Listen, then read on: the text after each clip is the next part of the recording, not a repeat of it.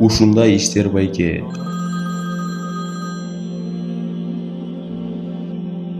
Алло, не болду? Ишим бүтсө барам да. Тамак даярдадыңбы жокпу? Канча айтам сага минтпе деп. Ишим бүтсө барам дедим го. Болду давай.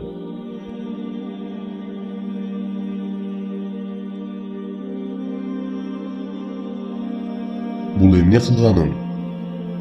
Ал мени тойгозду байке. Сабырым жетпей баратат. 2 жылдан бери күндөн күнгө оруш талаш.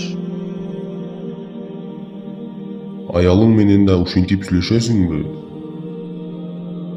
Пайгамбарыбыз саллаллаху алейхи вассалам үйрөттү эле го, силердин эң жакшыңар аялыңарга жакшы мамиле кылганыңар деп. А бул эмне? Ал түшүнбөй жатат да эмне кылайын? Ооба, ал дагы адашып калышы мүмкүн, бирок бул дегени аны менен ушинтип сүйлөшсө болот дегени эмес го. Пайгамбарыбыз саллаллаху алейхи вассалам айтты эле го, Стив, өзүң деле билесиң го. Пайгамбарыбыз аялыңарга жумшак жана сылык мамиледе болгула деген го. Буларың эмне, тамак үчүн элеби?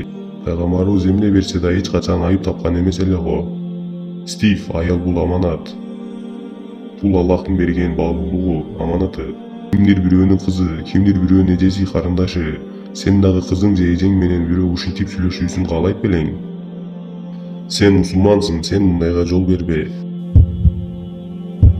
Сиздики туура. Ал менден да жакшысына татыктуу. Мага жардам керек. Эмне кылсам болот? Ооба, сен андан көрө кечирим сура. Белек алып, белекпе. Көңүлүн көтөр.